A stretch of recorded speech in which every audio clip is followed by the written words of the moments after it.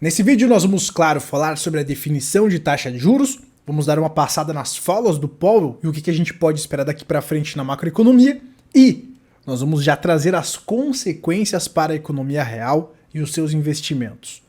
Um fenômeno no mercado de trabalho pode já estar antecipando o que a gente vem falando da queda da quarta peça. A gente vai falar sobre o Grumpy Stay. Cola comigo até o final que vai valer a pena e você vai entender o contexto para não ser pego de surpresa, beleza? Vamos compartilhando a tela aqui, pessoal. Começando, claro, pelo assunto principal. Ontem foi aí a definição da taxa de juros americana. Isso é muito importante porque nós estamos em um momento do ciclo de contração, de drenagem de liquidez. Ou seja, euforias nesse momento não deveriam estar acontecendo, pessoal. É um momento de aperto. Então, isso acende alertas. É claro que a gente sempre tem que investir assumindo a humildade perante a incerteza com uma carteira antifrágil. Mas o contexto, né, pessoal, parece que não é muito favorável para as euforias. Então, é um sinal de alerta aí que a gente vai aprofundando durante o vídeo. Então, o Fed elevou aí, conforme o esperado, em 0,25% e deixou as portas abertas para novas altas. Claro, sempre observando os indicadores. Ele vai olhar a questão da inflação, a questão do mercado de trabalho, que é um indicador atrasado. Eles observam como é que está a temperatura da economia para justamente definir se eles vão apertar mais ou não. Isso aqui é muito importante, tá, pessoal? A leitura desses indicadores a gente também vai trazendo aqui durante o passar do tempo. Por exemplo, quando sair o CPI e o PCE, a gente com certeza vai fazer vídeo falando sobre isso, porque é graças a essa leitura de indicadores de contexto que, por exemplo, alguns vídeos atrás eu falei que a maior probabilidade era de mais elevações. Então, saber dominar a leitura de indicadores e o que fazer em cada momento do contexto te coloca à frente dos players, ok? Mas vamos ver aqui um pouquinho das falas do Paul para observar aqui o que a gente pode tirar de bom para nossa estratégia. Vamos lá. Determining the extent of additional policy firming that may be appropriate to return inflation to 2% over time, the committee will take into account the cumulative tightening of monetary policy, the lags with which monetary policy affects economic activity and inflation, and economic and financial developments. We will continue to make our decisions meeting by meeting, based on the totality of the incoming data and their implications for the outlook for economic activity and inflation, as well as the balance of risks. We remain committed to bringing inflation back to our 2%. Então vamos lá, pessoal. Aqui ele está repetindo muito do que eles vêm falando aí desde o início desse aperto, que é justamente trazer a inflação para a meta de 2%. Eles vão observando reunião a reunião, como os indicadores vão se comportando, inflação, temperatura da economia, como a gente falou anteriormente, e vão definindo, certo? Mas aqui está o centro de tudo isso, definir a meta da inflação para 2%, ok? Por isso que é importante, então, ir olhando os indicadores, como eles vão reagindo, e se não teremos aí catalisadores para disparos de inflação, certo? Porque parece que o Fed realmente está comprometido em não repetir o mesmo erro lá da década de 70. Vamos lá. Percent goal and to keeping longer-term inflation expectations well anchored. Reducing inflation is likely to require a period of below. Aqui interessante, ele fala, reduzir a inflação provavelmente exigirá um período de crescimento abaixo. Então eles estão admitindo que é necessário você contrair a economia, certo? É o que a gente fala aqui no canal. O problema não é o combate à inflação. A treta é a consequência desse combate à inflação, ok? Isso é muito importante você ter em mente. Vamos seguindo aqui. Low trend growth and some softening of labor market conditions. Ele fala aqui também sobre o mercado de trabalho, né? Price stability is essential to set the stage for achieving maximum employment and stable prices over the longer run. In determining the extent. E ele finaliza ali comentando sobre justamente a importância de combater a inflação para o crescimento saudável econômico no longo prazo.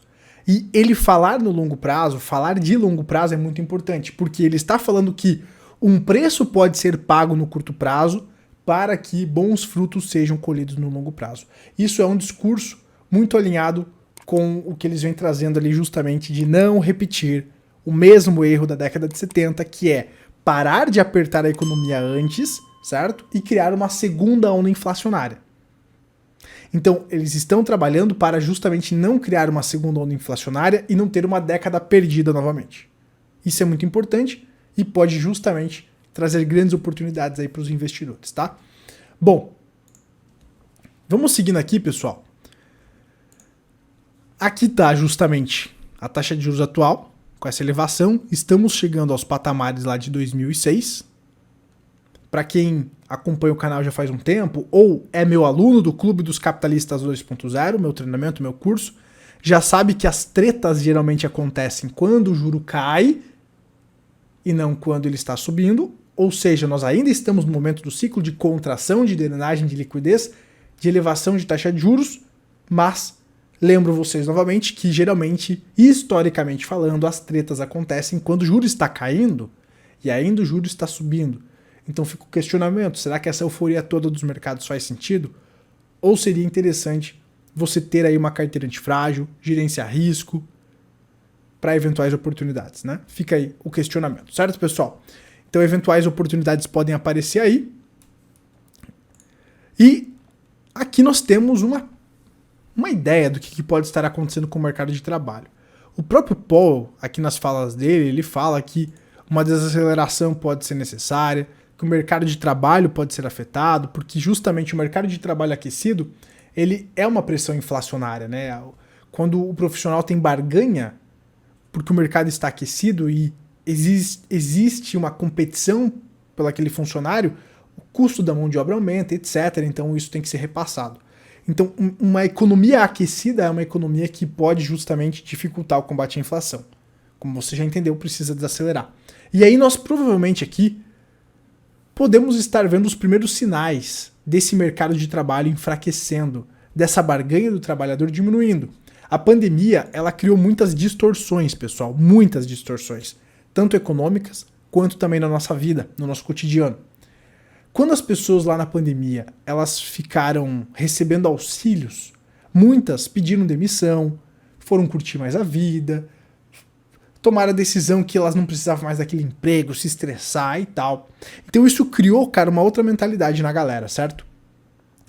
Quando esses auxílios pararam, mas a economia ainda estava forte, essas pessoas ainda tinham poder de barganha. Só que agora, com a economia desacelerando, essas pessoas estão perdendo poder de barganha, estão precisando voltar a trabalhar, não tem auxílio, tem que pagar as contas, estão endividadas, e aí está criando um novo fenômeno, que é justamente o fenômeno dos grumpy staying, pessoal, que é justamente após a demissão silenciosa, que a galera tinha poder de barganha, a tendência agora das pessoas não podendo se demitir, precisando se obrigar a trabalhar, essa tendência dos trabalhadores mal-humorados. Então, como o cara precisa trabalhar, ele não queria aquela realidade para ele, porque ele vivenciou uma realidade de receber dinheiro grátis, então agora ele trabalha mal-humorado, certo? Então, com a desaceleração do mercado de trabalho norte-americano, funcionários descontentes são obrigados a continuar no mesmo emprego, porque não tem mais aquela demanda por trabalhadores. Está diminuindo, está arrefecendo, está esfriando, a economia está esfriando. Então ele não pode ficar trocando de empresa. Ele não pode pedir demissão e fazer alguma doideira, porque está enfraquecendo. Ele então precisa garantir aquele emprego, ele precisa segurar aquele emprego o máximo possível. E muitas vezes ele fica infeliz por isso, certo? Que é justamente então essa tendência. O termo grumpy staying pode ser traduzido em versão literal como ficando em um lugar de mau humor. Neste caso, estaria mais próximo de trabalhar com mau humor. A expressão está sendo usada para designar um novo movimento de empregados norte-americanos descontentes com as suas funções, mas que permanecem com seus empregos, ainda que contrariados, porque eles precisam e não têm outra alternativa. E aí podemos ter o sinal justamente do enfraquecimento da peça 4, da peça do mercado de trabalho. Certo, pessoal? É interessante a gente observar isso. Esses ciclos corretivos são longos, podemos ainda ter um longo período aí de aperto monetário, dessa loucura no mercado, dessa distorção, mas se o mercado de trabalho começar a desacelerar, provavelmente o bicho vai pegar. E aí vai ser perceptível a contração que os bancos centrais estão promovendo com essa atual política monetária, certo? E esse fenômeno aqui já pode ser um indicativo de que o mercado de trabalho talvez esteja enfraquecendo, desacelerando. E detalhe, pressões inflacionárias poderiam incentivar, digamos assim, com que essa tendência de aperto continuasse. A gente sabe que os Estados Unidos queimou muito das reservas estratégicas de petróleo para manter os preços baixos, certo? E agora nós estamos vendo aqui uma questão interessante, porque as petroleiras americanas acabam de relatar a mais acentuada queda nas plataformas operacionais em 3 anos. Então, a quantidade de extração de petróleo está caindo. Mas a economia não está aquecendo? Então, como é que uma economia pode estar aquecendo se a demanda por energia está caindo? Tem alguma coisa errada? Certo? Ou vai gerar inflação. Se a demanda está aumentando e está diminuindo a extração, vai gerar inflação, vai ter aumento de custo. Então, vocês têm que se decidir. Está desacelerando? Está entrando em recessão? Ou vai ter mais inflação, né?